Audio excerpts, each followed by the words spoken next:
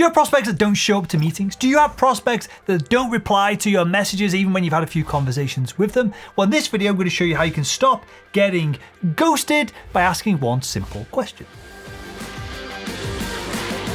Hi, my name is Will and I make selling simple. Now, if you're unfamiliar, ghosting is when a prospect says they're going to do something and then they just don't do it. Of course, getting ghosted is really annoying for you, the salesperson. You're putting time and energy into each of these individuals, into the deal itself. But it also means that the next interaction that you have with the prospect after that initial ghosting becomes less likely to happen because of the social pressure of them not wanting to look like an idiot after they've just ignored you the first time round. So once you get ghosted once, you're less likely to get the deal done, you're less likely to move the deal forward, and everything becomes a bit of a mess. It creates a vicious cycle over and over and over again of getting ghosted more and more often by these prospects. So that leads to the question, why are you getting ghosted? Well, there's only 4 reasons why anyone would ever ghost you in a modern B2B sales process. First off, the buyer doesn't understand your offer. Your hypothesis of value is wrong.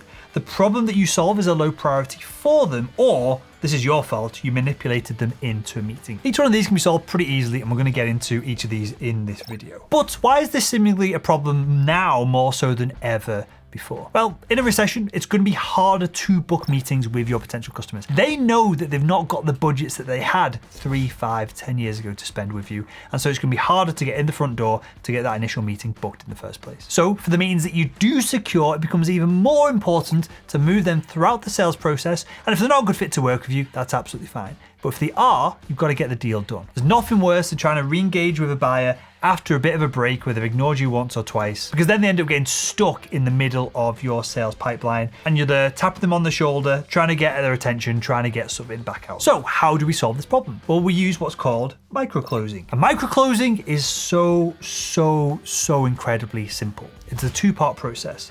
We're going to say, hey, does it make sense to get the deal done, get the contract signed, get Jerry involved in this so we can move it forward? Whatever it is. That's part 1. If the buyer says, yes, great, you've moved the process forward. Chances of them ghosting you in that next meeting are slim because they've agreed to move the process forward, they've agreed on that next step. But what happens if they say no? No problem.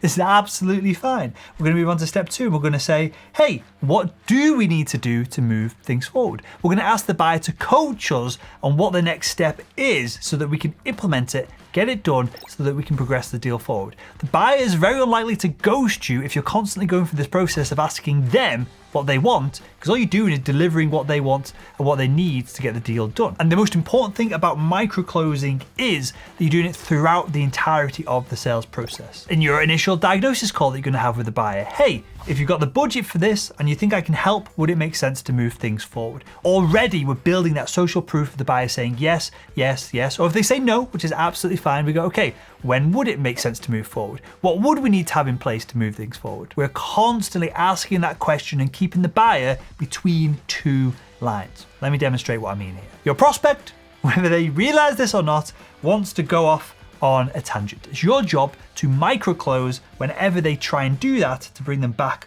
on track. The reason that ghosting happens is that the buyer gets so off track that they're like, I don't care, I don't understand the message, they manipulated me into this meeting, I just ignore them. It's easier just to ignore them and move on than it is to get things back on the straight and narrow. So it's your job before they get to this inflection point of ghosting you, that you nudge them back. And of course, they're gonna go wham, bam, all over the place, and you're just trying to keep them on the straight and narrow, focused towards getting the deal done, product implemented, service implemented, and value given to them. And you're gonna do this every single point with a micro close throughout the sales process so that everyone is on board and everyone's on the right track. So let me make this real for you. Let's come back to the 4 reasons why someone would ghost you, and let's deal with each one of these in a micro closing situation. So if the buyer says, hey, I don't understand your offer, you just say, hey, well, if we can solve X, would it make sense to move forward? If they say, no, it wouldn't, you okay, what don't you understand about the offer? What do I need to explain about the offer so that we can agree this, so that we can move things forward? Next, it might be that the hypothesis of the value that you think the buyer wants is wrong. You might think that, for example, me over at salesman.com, and salesman.com Academy, I might think that they want sales training to improve their top line revenue numbers. Really what they might need is sales training to onboard the new sales reps because they've not got time to commit to those new individuals. So even though the product or service is the same, my hypothesis of value that we offer to that individual could be slightly off, and that's why they've ghosted you. So let's catch it before they ghost us. Hey, I thought X was the issue. does it make sense to fix this? Yes, that was the issue. Okay, move forward, continue microclosing. If they say no, you go, okay, no worries. What is the issue that you think I can help you with? So again, if we hadn't have corrected this, they might think, oh, Will, he doesn't know what we're doing. He doesn't know what we're on about. I'll just ignore him. I'll get back to him in a few months when I've got time to explain all of this. But instead, I caught it with a microclose, and hopefully we've nudged them back on track. So I now know what they want, the value. I've now got the correct hypothesis. I can help them solve their problems. The third reason someone might ghost you, the problem that you solve is low priority. Here, we can do different things to increase our priority, to increase our percentage of wallet share, to do all kinds of interesting things in the B2B sales process.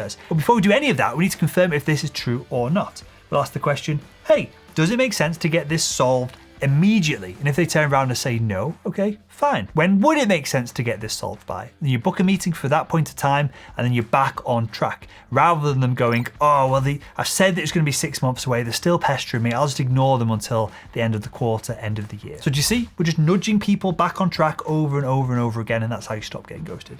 And finally, if you manipulated someone into a meeting, and then after the call or the initial call, the email, whatever it was, the cold call, they go, I didn't really want to meet with that person. I kind of got bullied into this, and they ghost you. Well, stop being a slime ball. That's the easiest way to get over that one. So here's some final thoughts to stop you getting ghosted. Every conversation must end, I see so many people not doing this. It must end with a close to secure the next meeting. It is not acceptable to accept, just send me the quote, and then you email them. Or I'll get back to you next week, and then wait for them to call you back. It is not acceptable. You're a professional.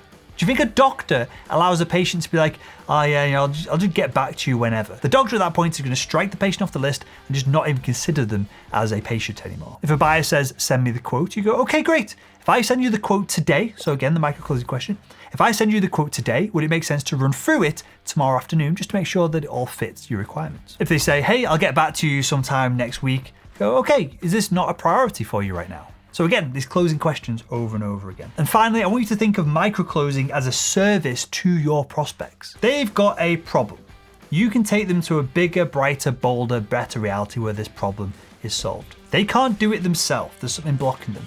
Your product or service, hopefully, if it's not a pile of hot garbage, is the bridge from one side of this to the other. If you can solve this problem and the buyer has the budget and the authority to get it done, then it's your duty, essentially, as a salesperson to nudge them, get them on the right path, and get them to that end goal. And when you do it in an ethical way, using microclosing and closing questions, and the product's installed, the service is being delivered, the value's been delivered, they're going to thank you for it. So hopefully you enjoyed this video. If you want to learn more about microclosing, why not click the link below this video and get a free copy of our best-selling book, Selling Made Simple. And if you want to carry on making selling simple, why not watch the video that's on the screen right now?